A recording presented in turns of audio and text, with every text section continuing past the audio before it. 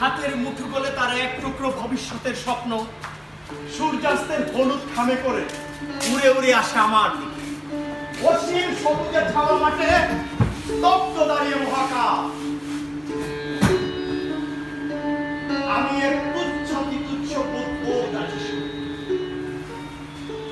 শুয়ে আছি এই বুদ্বুদ সম জীবনকে এক বিশাল রিলে রেসের মাঠ জেনে দৌড়ে জিতে যাওয়ার বাসনা। হঠাৎ কাছে কোথাও পুলিশের তীব্র বাসি হইচই বুকের শব্দ প্রবল আওয়াজ কদম তীব্র করে বন্ধের কাটা করুণ গুণগানের সুরে জীবনে নিষ্পন্দ হওয়ার শেষ ক্রিয়া সম্মিলিত বিশ্বাসে ভয়াবহ আতঙ্কিত বিভিন্ন ধারা। কেউ চিৎকার করে বলে, সুবোধ তুই পালা, সুবোধ তুই পালা, স্বপ্ন নয় তোর স্বপ্ন আসছে থেকে সোনালি দুধের মতো আসছে তসনস করে দিকে স্বপ্ন আসছে এই চাঁদের নরম জোছনা মাখা রাতের অপেক্ষা মরা সূর্যোদয়ের সকল আয়োজন গিলে খেতে। সুবোধ পালা, সুবোধ পালা, সুবোধ পালা, সময় তোর অনুকূলে নয়।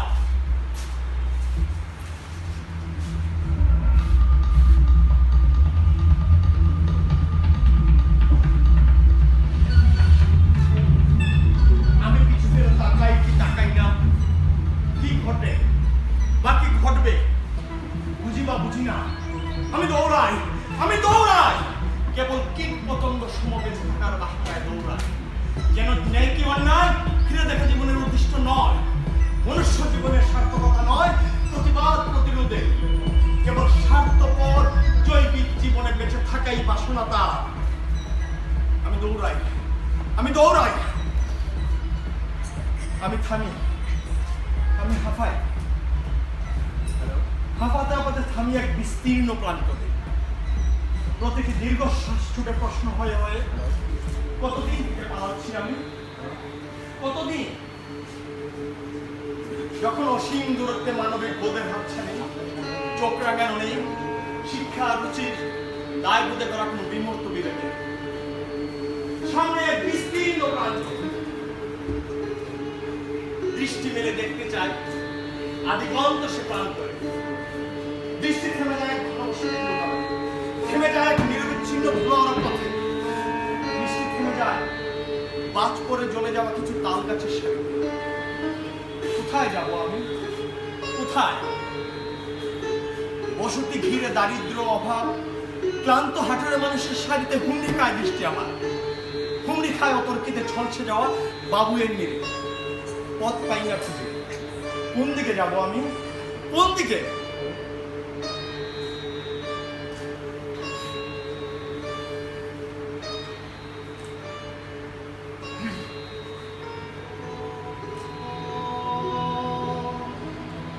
জীবন এক ভালো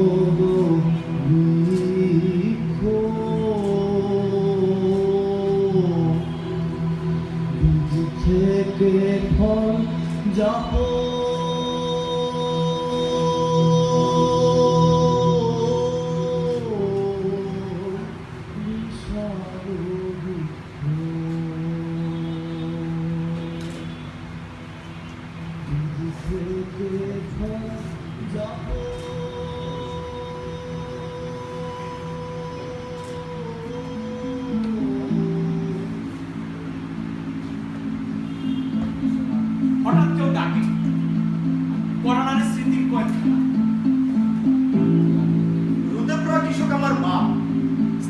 প্রবাসে যাকে বলে গৃহস্থ। গোলা ভরা ধান আর গোয়াল ভরা গরুর খাঁটি গৃহস্থ বাপ আমার। নিজের হাতে কুপিয়ে মাটিতে প্রাণ জাগাতে অক্লান্ত। সে হাত বড়ই নির্দয় ছিল। আমার মায়ের পরীর মতো পবিত্র সুন্দর। উন্মাদ যুবক পিতা আমার, যখন সে পিতা হয় নাই আমার, নাওয়া খাওয়া ভুলায় এক মজনু। দিন কাটে তার আমার মাতার অপেক্ষায়, যখন সেও মাতা হয় নাই আমার। বসত বাড়ি আড়াল করা মাস্টারের ঝোপে সন্ত্রস্ত লাল পিঁপড়ের দল ঝাঁপিয়ে পড়ে গায়ে। বিষাক্ত দংশনে লাল ফুলে ফুলে ওঠে অনুরক্ত অপেক্ষা তার। কখন সে থেকে একটুখানি ছায়া স্বর্গের পথ গুলায় এক রূপবতী পরি। যে রূপের ছটায় পুড়ে যায় যুবকের স্বাভাবিক দিন, তেতে উঠে দুর্বহরা। আহা মা, বর্ষার ঘনায়মান মেঘের মতো বিগল কালো চুল ছড়ানো মা আমার। ঘুর বর্ষণে বিজলি চমকের মতো গৃহস্থের ঘরে ঝলসে ওঠা রূপের বন্যার মা আমার। এই রূপের দোহাই জানে সে, জানে আমার বাপ, আর সাক্ষী চন্দ্র সূর্য গ্রহ তারা। উন্মাদ যুবককে ফেরায় করে আমার মাতার রূপ। যে রূপে উন্মাদ আত্মগুলা বধূ সে ছিল একদা, সেই মজনু কেমনে ঘরে ফিরে লাঙ্গল জোয়াল নেয় কাঁধে। তার পরিশ্রম ফিরে কিছু করিব। দিনের প্রবল সফল গৃহস্থ রাতে এক রূপবতীর কাছে মতো যাবে। মাতা বলতে কি সুখের দিন ছিল তা, যেন রূপকথার অন্তের মতো। অতঃপর তাহারা সুখে শান্তিতে বসবাস করিতে লাগিল। আহা আহা, যদি রূপকথার অন্তের মতো হতো, শুরু থেকে শেষ, শেষ থেকে শুরু হতেই পারত। লক্ষণ ছিল সুস্থিত। রাত গভীর হলে পরীর মতো এক রূপবতীর কাছে বড়ই আদর কাতরে শিশু যেন আমার পিতা।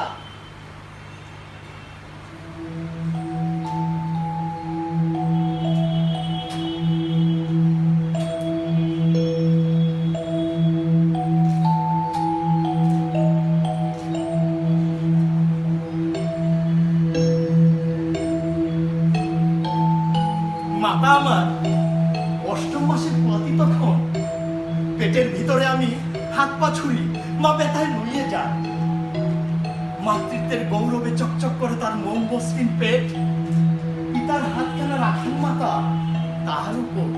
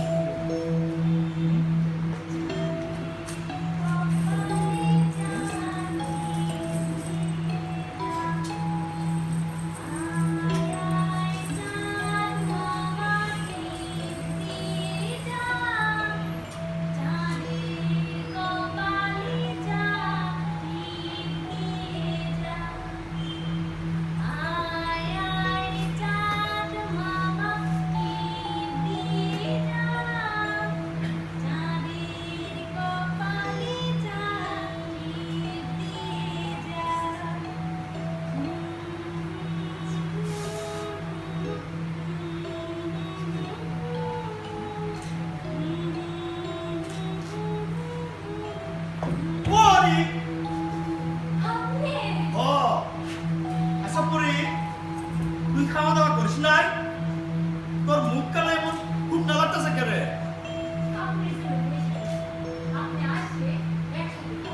পাগল গো আমার। আচ্ছা পরি অসাই এটা হইব পুলা না পুরি? আমি করবো। আমি গৃহস্থ। আমার বাপ ছিল গৃহস্থ, তার বাবা ছিল গৃহস্থ, তার বাপ, তার বাপ, তার বাপ। ওই কোন দৈরাতে আমরা গৃহস্থ জানি না। তো আমিও তো চাইমু আমার পোলা হোক আমার মতো গৃহস্থ, আমার চাইতো পারেন তো হোক তার গুলা।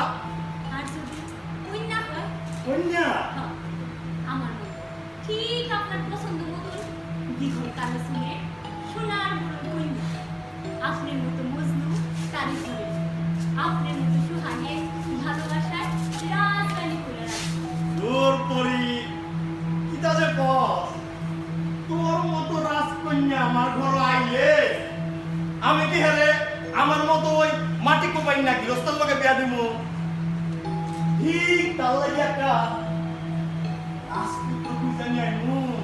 শুনে যে স্বামী মন প্রাণ দিয়ে ভালোবাসে ঘরের বউয়ের কাছে সেই স্বামী রাজপুত্র, মাথায় তাজ কইরা সিংহাসনে বসে যে রাজপুত্র, সে তো বাইরে বউয়ের কাছে রাজপুত্র হইল স্বামীর গুণ। ফসলের খালে ওইরা হচ্ছে আমার গুলা। আচ্ছা পড়ি তোর কি চাই কত? এখন কথা দিবেন কোন হ ছেলে হোক বা মেয়ে, একটা সোনার নেকলেস করাই দিবেন। কি আমার আকাশ কুসুম আবদার তোর করি ভাবছিলাম তোরে চমকাইয়া দিমু আর তুই আগে চাইয়া বলাইলি। হাসা হাসা আপনি আমার সোনার নেকলেস করাই দিবেন। কত দিনের শখ আমার গলায় সোনার নেকলেস পরা। ওই ওই সোয়ের বাড়ি বউ জিরাম পরে ঈদের দিন জরির সব ঝলমলে শাড়ি, গলায় সোনার নেকলেস। মনে করি আমি যদি কোনোদিন পরতে পারতাম এমন একখান শাড়ি, গলায় সোনার নেকলেস। শহরের শেখরার ঘরে অর্ডার দিয়া তোর লেগে কইরা রাখছি এই সোনার নেকলেস। সেই যখন শুনলাম তুই পোয়াতি হইছস সেই সময় হাসা হাসা আমি সোনার নেকলেস পরছি।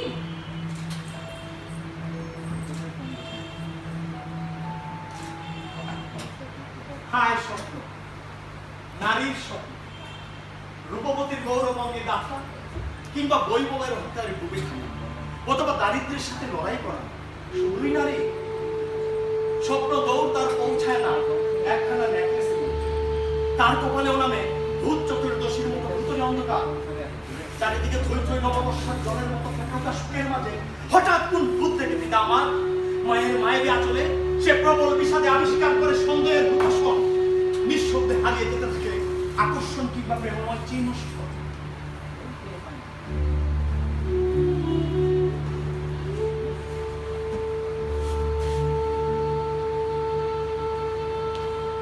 অথবা প্রচন্ড প্রবল হয় সেই আকর্ষণ আর প্রেম যার ভার বইতে জানে না মাটি কোপানো বাবা মা।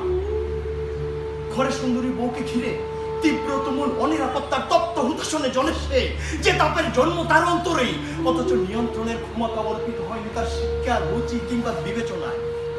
স্পষ্ট মনে পড়ে আমার গর্ভীর নিরাপদ কুটুরিতে থেকে কান পেতে আমি শুনেছি যে সোহাগের আবেগী পঙ্ক্তিমালা আর পেয়েছি যে স্পর্শের উষ্ণতা। পৃথিবীর আবহাওয়ায় আমি অপক্ষ দৃষ্টিতে দেখি পিতামাতার অকারণ নিশ্চল যুদ্ধ।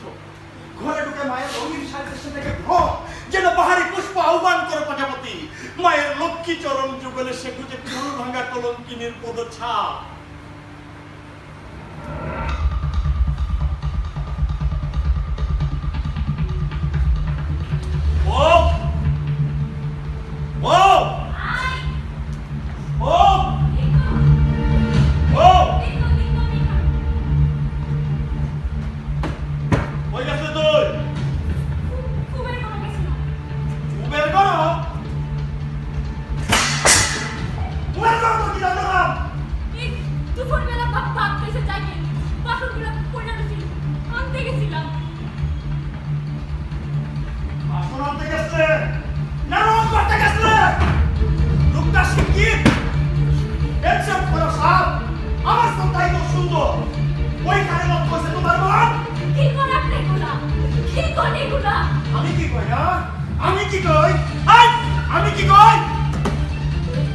সারাদিন মাঠে বান্ধারে পয়সা থাকে আমি কামলা আমারও মনে ধরে না তোমার ওই চাকরির মাস্টারে তিনি চমক চলছে তোমার মন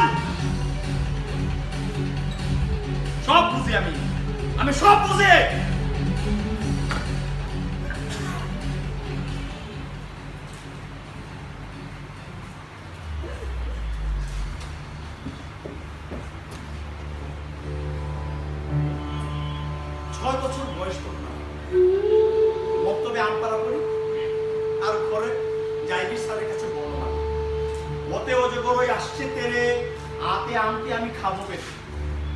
ঘরে জায়গির স্যারের কাছে জপতে জপতে আর মাতৃকণ্ঠে মৃত্যুর আর্তনাদ শুনতে শুনতে আমি মুগ্ধ পাই জায়গির স্যারে। আর জায়গির স্যার বলেন ছেলেটা বড় সুবোধ। পিতামাতার জাহান্নামের দাম্পত্যে শৈশবের অবোধ সারণ্য ভুলে নিতান্ত সুবোধ হওয়া ছাড়া আমার কোনো গত্যন্তর থাকে না। সুবোধ আমি। তারপর কি হয়, একদিন কাক ডাকা ঘুরে আমি শুনি পিতার হুঙ্কার। ঘুমের প্রাণহীন ভুবনে তলিয়ে থাকা আমি শুনি চিৎকার, সব পুরাইয়া দিব আমি, সব জ্বালাইয়া দিব, সব সরকার করে দিব আমি। উত্তরা আদর্শ আগে কাল সব করছি আমি। বেইমান লাগিনে ঘরে তুলছিলাম কামরূপ কামাখ্যা মায়াবিনী। আমার ভালোবাসার মায়া ভুলাইয়া আমার জীবনটা তছনছ কইরা ভাগছে রে। ভালোবাসা ভালোবাসা আমি ডাকতে মারি তোর ভালোবাসা। পিতার শরীরে যেন প্রতিরোধ বন্য হাতির উন্মত্ত বল ধানের গোড়া উপড়াইয়া ফেলেছে। চুরমার আগে আমার ঠকতে ঘরে গাছ সিদ্ধ দিনমান গান বাজাবে দিও। কিচ্ছু রাখবে না, কিচ্ছু রাখবে না, কিচ্ছু রাখবে না, সে কিচ্ছু রাখবে না।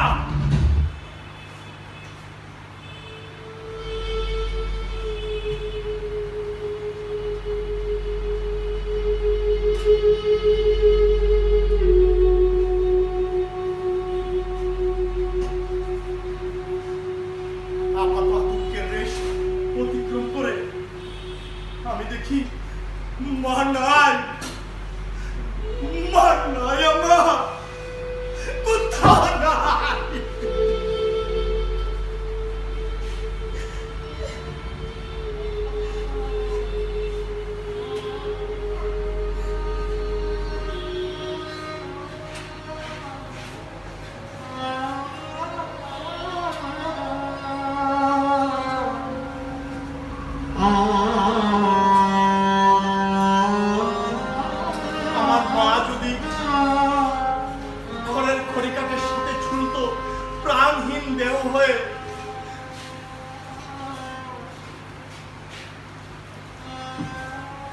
আমার মা যদি নীল নিষ্প্রাণ শুয়ে থাকতো, বিষের নীল ধারণ করে মমসৃণ অঙ্গে,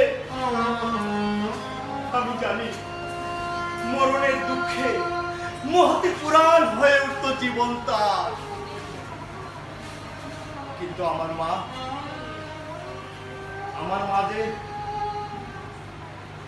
মা যে পালিয়েছে জীবনের মুখে জায়গির মাস্টারের সাথে বেঁচে থাকার আকণ্ঠ তৃষ্ণায়। হায় পৃথিবী, নির্দয় পৃথিবী,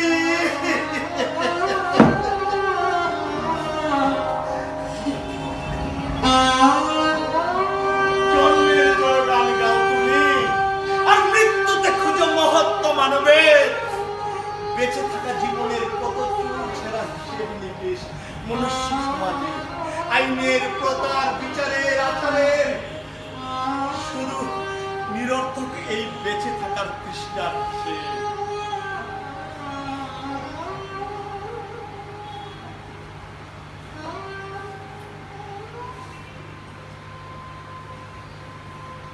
টর্নেডোর মহাপ্রলয়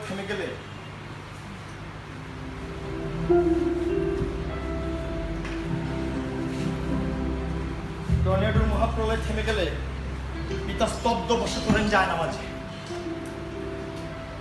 পিতা কি দগ্ধ হন অনুতাপের আগুনে? তিনি যখন তখন চলে যান মসজিদে মসজিদে, শান্তি খুঁজেন কল্পনারও অধিক শক্তিমান কোন শক্তির কাছে। পিতা কি দগ্ধ হন? কে জানে, কে জানতো? অজানার বয়স আর অবুদ্ধতায় বড়ই নিরাশ্রয় হয়ে পড়ি আমি। দিন কয়েক পরে আমি আশ্রয় নেই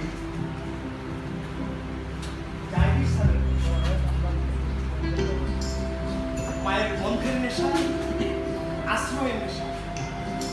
কিন্তু প্রতিদিন প্রতিপদে টের পাই নিয়ম ভাঙার এই অনিয়মের সংসারে বড় অনাহা, বড়ই অনাকাঙ্ক্ষী। গর্ভধারিণী মা বড় অচেনা দেখায় এই নিয়মহীনতায়। স্কুলের ক্লাসটিকে কলেজের গেটে ঢুকতে না ঢুকতেই দেখি জায়গির স্যারের হাবাতে জীবন। একে পর এক ব্যবসায় অসফল জায়গির স্যার প্রথম 200 জনের পিতা। ঋণে জর্জরিত সংসারে তা ঠিক মতো হাড়ি চাপে না দুবেলা।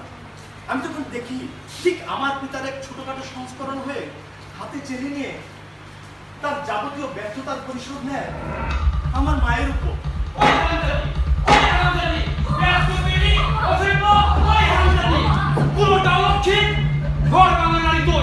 তোর কারণে আমার এই কষ্টের জীবন।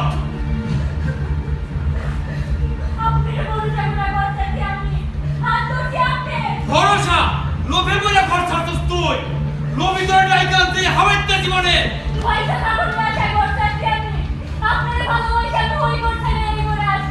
এক ভুল জন্ম দেয় আরেক ভুলের বাসনের আশা তখন মরণ হয়ে যায়। তুই নিজেও মরছস, সাথে আমারও মরছস। ওই হারামজাদি, ওই হারামজাদি, ওই হারামজাদি, ওই ঝুমকাবেটি, ওই বেয়াদব।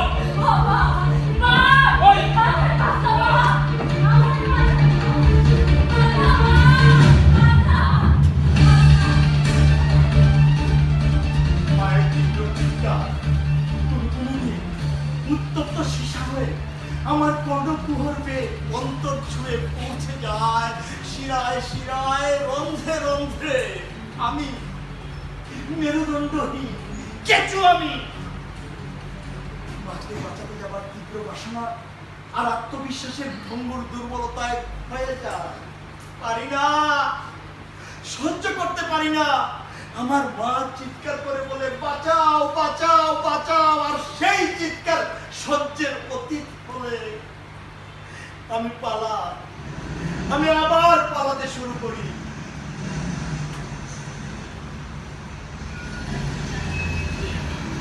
হায় জীবন, পলায়নকর জীবন আমার। ডুঙ্গর ফেরি শহরের জনহীন ছায়াহীন এই আবর্জনার জঙ্গল। জীবন বড়ই নির্মম এই ইট পাথরের প্রাণহীনতা। তবু দুপা ভর দিয়ে দাঁড়িয়ে থাকি কেবল অস্তিত্বে টিকে থাকার লড়াই। এক পা দুপা বাড়াই, হাঁটি, হুচটকাই, রক্তাক্ত হই, আবার আবার মুক্তিময় এক কিনুকওয়ালা করি। সেখানে আমি ছাড়া থাকে আরো কয়েক ভবিষ্যৎ আমার মতোই যারা নানান সম্পর্কে আষ্টপৃষ্টের দরকার। দিনে কলেজে যায় আর রাতে টিউশন। সন্ধ্যা থেকে প্রায় মধ্যরাতে ফিরি মাতাল নেশাখোরদের হুল্লোড় দিন। এইখানে মায়ের আজকে আমাকে ছিন্ন ভিন্ন করে না, দুবেলা ভাতের বিনিময়। দু তিনটে সার্টিফিকেট এক করে দৌড়াই দরজায় দরজা। চাকরি নামক সোনার হরিণের খুঁজ। এই শহরে কোনো ডাল নেই আমার, একটু আঁকড়ে কোনো পাতা নেই। ক্ষুদ্র পিঁপড়ের মতো বেয়ে বেয়ে আশ্রয় করি, নিরাপদ আশ্রয়। দপ্তর থেকে দপ্তরে কারো দয়া হয়, ডাক্তারের সাক্ষাৎকার, বিনিময়ে কত বিচিত্র অভিজ্ঞতা এবং অযোগ্যতার বিনিময়।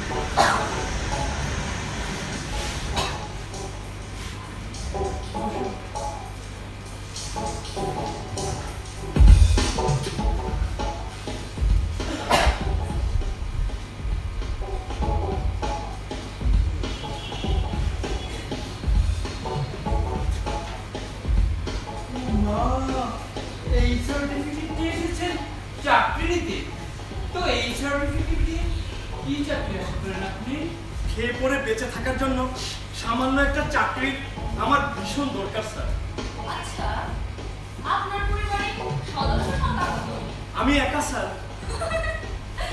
আপনার মতো কত লোকে দেশে চলে ফিরে খেতে পায় না, তার মানে তারা এলেই আমরা চাকরি দিয়ে দেব?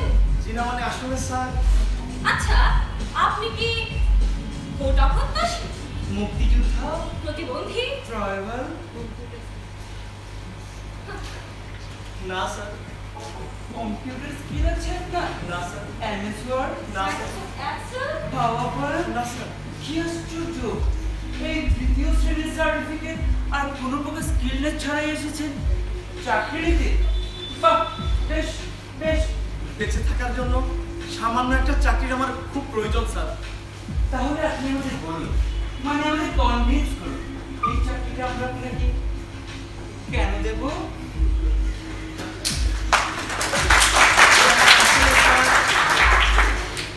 আপনার কাছে তো কোনো প্রকার কম্পিউটার স্কিল, তারপর ডিটেল ও মাইক্রোসফট এক্সেল কোনো ধরনের সার্টিফিকেট নাই।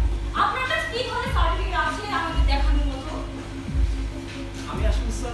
বেঁচে থাকার জন্য একটা চাকরি চাইছেন। সাহস তো কম নয় আপনার।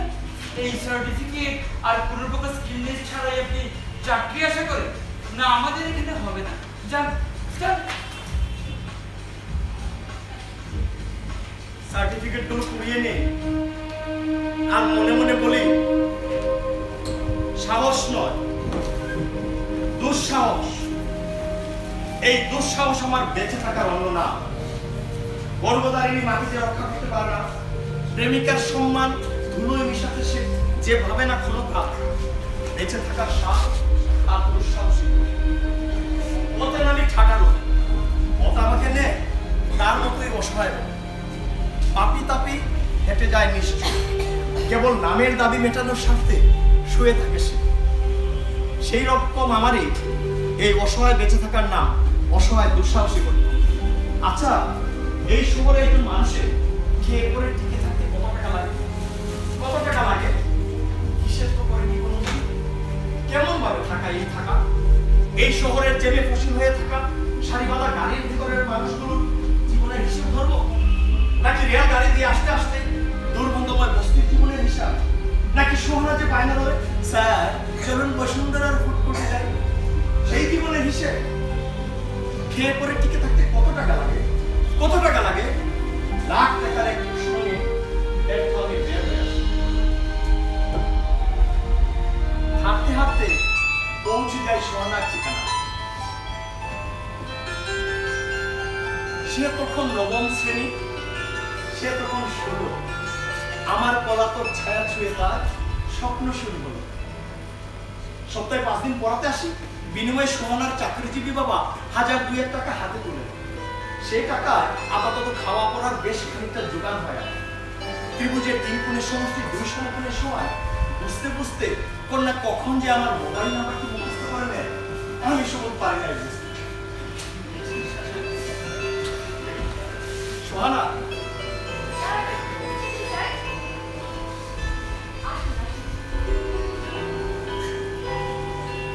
এখানে না সোহানা, ওখানে। Sorry sir.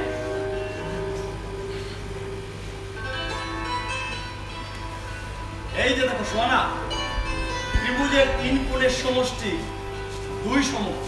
স্যার, আপনার মোবাইল নাম্বারটা 01 স্যার, সরি স্যার। আপনার মোবাইলটা খোলা রাখবেন, তাতে আপনাকে স্মার্ট। কাল ভয়েস চেঞ্জ পড়া দিয়ে গিয়েছিলাম, শেখা হয়েছে? স্যার, বলো তো ইম্পারেটিভ সেন্টেন্সে ভয়েস চেঞ্জ করতে কি দিয়ে শুরু করতে হয়? স্যার, ধানমন্ডি 87 দারুণ একটা কফি শপ করেছে। চলুন না একটু ঘুরতে যাই। ইম্পারেটিভ সেন্টেন্সে ভয়েস চেঞ্জ করতে গেলে লেট দিয়ে শুরু করতে হয়। যেমন তার সাথে কাজ কথা বলেছিলেন, দইপুরের চোখ দুটো একেবারে দাঁড়িয়ে না দেখেছেন ইউটিউবে? সোহানা, সোহানা, স্যার, এবারে জন্মদিনে আমি আপনাকে একটা স্মার্টফোন তাতে আপনাকে ফেসবুক, হোয়াটসঅ্যাপ, ভাইবার, ইমোতে অ্যাকাউন্ট খুলে দেব। সোহানা, তারপর দুজনে মিলে ফেসবুকে ভিডিও কলে কথা বলব। আচ্ছা সোহানা বলতো প্রেজেন্ট কন্টিনিউয়াস টেন্সে। শুনেন না স্যার, আমার বেস্ট ফ্রেন্ড নাবিলা না তার বয়ফ্রেন্ডের সাথে ইমোতে দরজা বন্ধ করে। সোহানা, আমি বলছিলাম শুনেন না স্যার, প্রেজেন্ট তারপরে শুনেন না একটু স্যার, নাবিলা না খুব ডেসপারেট মেয়ে কিন্তু স্যার। নাবিলা, এই সরি সোহানা, এই আমি আজকে যাই। কি হলো স্যার? আপনি তো খুব ভীতু স্যার। কেন স্যার আপনি এত ভীতু? ভালো লাগে না আমার। হায় খুদা, কে তোর মুখ, কে কারিশমা? আমি কি তার খবর রাখি? না জানার প্রয়োজন রাখি। কেমনে বুঝাই এই মেয়েরে? মেয়ে জ্যামিতিটা বোঝ, ভয়েস চেঞ্জ বোঝ, নইলে চাকরিটা যাবে আমার। এই মেয়ে সব বোঝে না। হায় সুবুদ, আমি মাটি কুপাতে কুপাতে যে পিতা জন্ম দিয়েছে আমাকে, সেই মাটিতে খাই ভয় নাই আমার। শিকড় ছিঁড়ে ঠাই হয় যেখানে, সে মাটি ঠাই দেয় না, কিংবা আমিই গাঁথি না শেকড় তার গভীরে।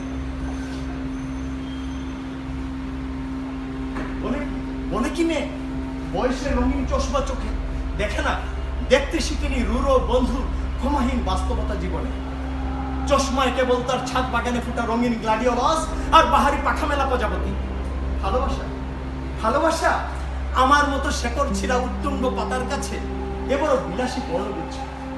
তবুও প্রলোভিত করে আকর্ষণের প্রাকৃতিক অপ্রতিরোধ্য আহ্বান আমি বিরাযুক্ত কদমে সারা দিয়ে আহ্বানে তা সে দ্বিগুণ আকর্ষণের কাছে যাবে আমার। আমি প্রথমবার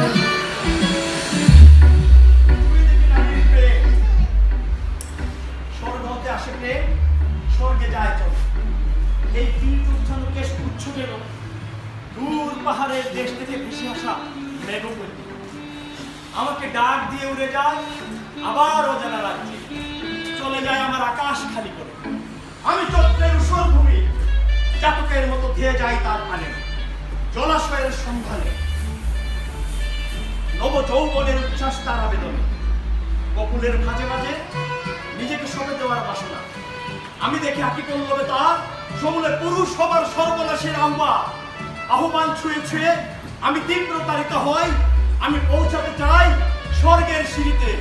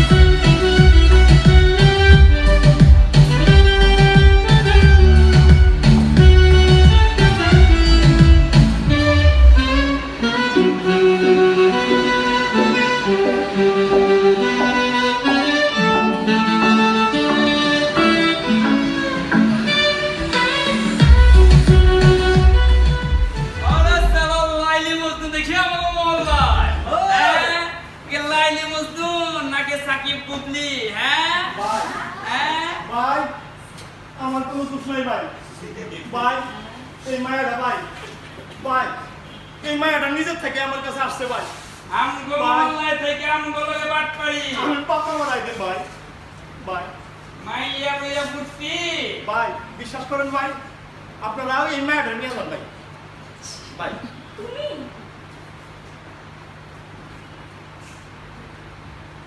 হাই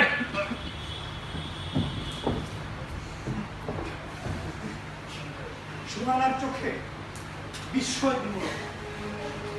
একটু আগে উৎসবের স্পর্শে যে হাত দেখেছে প্রথম রানী হয়ে ওঠার আখ্যান, সেই আখ্যানে ঢেলে দেওয়া প্রতারণার তত্ত্বশিশা পুরে তার আবেগের আত্মবিশ্বাস। তার বুড়োবয়সী পাতা ঝরে শীতের মুখ্য পায়, অথচ সে এসেছিল তুমুল বর্ষায় পরবর্তী হবার আশা। কালকে পত্রিকার পাতায় দেখবো গণধর্ষণে যুবতীর মৃত্যু। আমি কি বিহুটি সাজনা সহস্র মুখের মাঝে শনাক্ত করতে পারবো প্রেমিকার পরাজিত মুখ? কাপুরুষদের কি প্রেমিকা সম্বোধনের যোগ্যতা থাকে?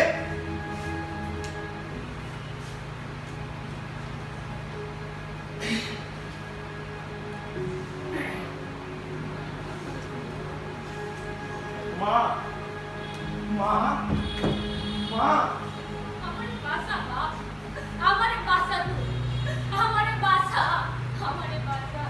নিজে বাঁচি না কেমনে তারে বাঁচাই আমি?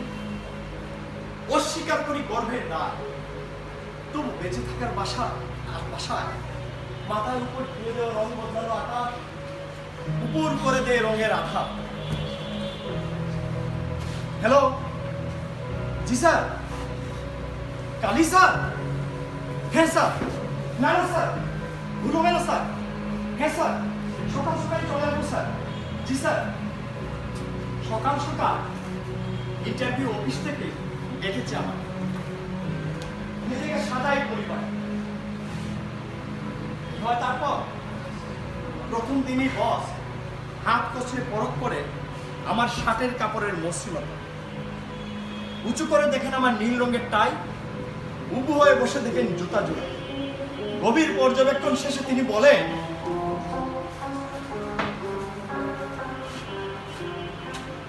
কাল থেকে খুব সিম্পল পোশাক পরে অফিসে আসবে। জি স্যার। সিম্পল মানে সিম্পলি। জি স্যার। আর শুনুন, এমন সিম্পল পোশাক পরে আসবে যাতে কেউ আপনাকে ধরতে না পারে আপনি কোনো চাকরি করছেন। মানে স্যার?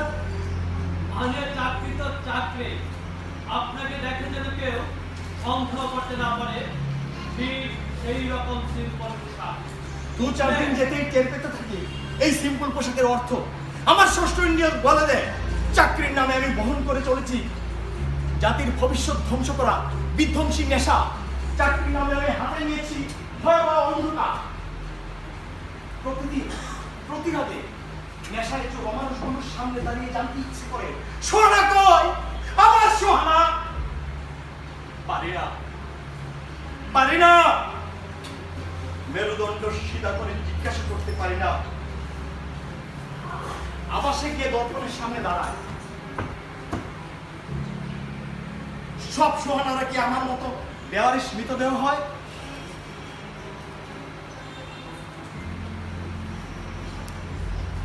এই হাওয়ায় পাতায় বৃক্ষে ডালে আকাশে কোথায় ছাপাকৃত হয়ে লেখা আছে আমার মতো সমুদ্রের যাবতীয় কাপুরুষতা? কি হয় পরদিন? অফিসে গিয়ে বড় কর্তার সামনে দাঁড়ায়, এক রূপান্তর প্রক্রিয়া টের পাই। পিঠের দিকে এক শক্ত অনমনীয় গোয়ার্তমের অবস্থান। আমি বলি, স্যার কাল থেকে আমি এই চাকরি আর করবো না, করবো না আমি আর কাল থেকে। করবেন না মানে? কেন করবেন না? করবো না মানে আমি বুঝতে পেরেছি এই চাকরির নামে আমি কি বহন করে চলেছি। তো বহন করতে কোনো অসুবিধা হচ্ছে আপনার? আপনি চাকরি করছেন, আর এই বহন করাটাই আপনার চাকরি। আমি আর এই চাকরি করবো না স্যার, করবো না আমি আর এই চাকরি। শুনুন, এখানে সবাই প্রবেশ করতে পারে কিন্তু বের হতে পারে না। কাল থেকে আমি আর আসবো না স্যার, আমি আর আসবো না কাল থেকে। মানুষকে সমূলে ধ্বংস করার অস্ত্র নিয়ে আমি আর বেঁচে থাকতে চাই না। আসবো না আমি আর কাল থেকে। অলৌকিক বাড়ির মতো কথাগুলো ছুড়ে দিয়ে আমি দৌড়াই সেই বিশাল প্রান্তরমুখী। হঠাৎ কেউ একজন কাছে এসে আমার নিঃশ্বাসের কাছে এসে বলে, ভাই বাঁচান, বাঁচান আমাকে, আমাকে বাঁচান ভাই। তাকে বাঁচানো নয়, টের পাই নিজেকে বাঁচানো। হঠাৎ কাছে কোথাও পুলিশের তীব্র বাসি, হইচই, বুটের থপথপ ধরনের আওয়াজ। তরুণ গুমেশ্বরে নিষ্পন্দ হবার শেষ সিরিয়া, তরুণ গুমেশ্বরে জীবনের নিষ্পন্দ হবার শেষ সিরিয়া। কেউ একজন বলে, সুবোধ তুই পালা, সুবোধ তুই পালা। স্বপ্ন নয়, দুঃস্বপ্ন আসছে ধেয়ে, সুনামি উঁচু ঢেউয়ের মতো আসছে স্বপ্ন দিকে স্বপ্ন শুভ। আজকে এই চাঁদের নরম জোছনা মাখা রাতের অপেক্ষা মোরা সূর্যোদয়ের সকল আয়োজন গিলে খেতে।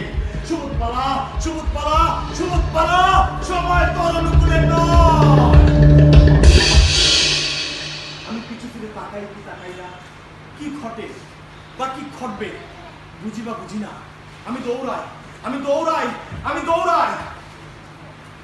কেবল কীট পতঙ্গ সম বেঁচে থাকার বাসনায় দৌড়াই।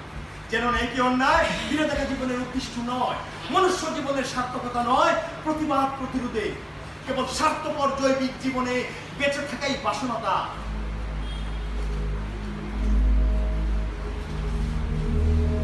এই প্রথম আমি দৌড় থামাই, জানায় এক মনুষ্য কণ্ঠের আনন্দে পাল্টে দেয় আমার।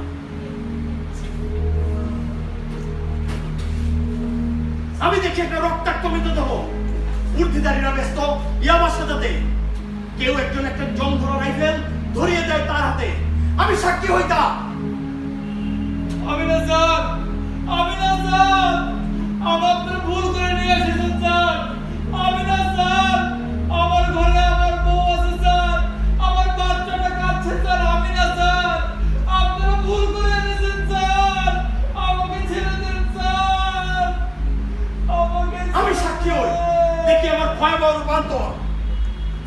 মৃত লোকটির চেহারা অবিকল আমার মতো। কেঁপে ওঠে অন্তরাত্মা। না, মরবো না আমি, বাঁচার মতো বাঁচবো, কাল সব প্রকাশ করে দেব। মৃত লোকটির হাতে অস্ত্র ছিল না, ট্যাবলেট গুলো তার পকেটে ছিল না। ব্যবস্থার ফাঁদ যখন মিলে যায় একসঙ্গে, সেই সময় মানুষ ট্যাবলেটগুলো হাতে নেয় আর হাতে নেয় অবৈধ অস্ত্র। তোমরা ধরে রাখো ব্যবস্থার ফাঁদ, লক্ষ্য করে রাখো আমাদের অস্তিত্ব টিকিয়ে রাখার অন্য সকল দাগ। তারপর তারপর রাইফেল রাইফেল তাক করো মস্তিষ্কে, অস্ত্র তাক করো হৃৎপিণ্ডে। কিন্তু আমি তো সব ত্যাগ করে এসেছি। ট্যাবলেট আমার পকেটে ছিল না, অস্ত্রটাও আমার হাতে ছিল না।